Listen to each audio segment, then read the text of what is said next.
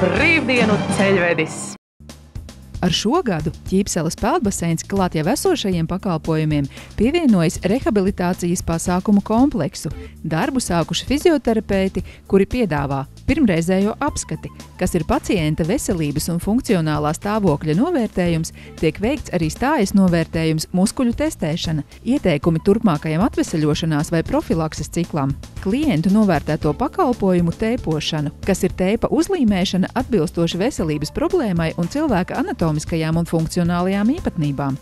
Ar medicīniskās teipošanas palīdzību iespējams stimulēt vai atslābināt muskuli, mazināt sāpes, samazināt iekaisumu, tūsku vai hematomu.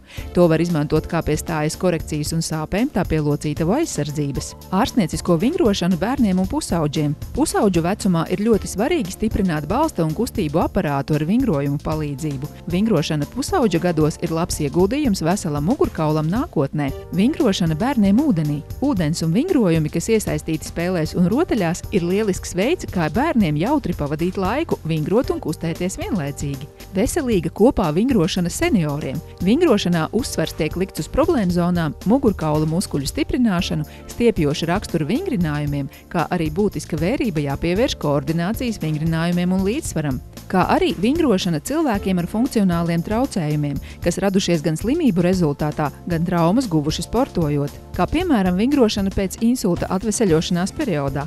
Vingrinājumos tiek pielietota individuāla pieeja, trenējam novājināto muskulatūru, cenšamies palielināt kustību amplitūdu, kas ir iznākums kvalitatīvām kustībām.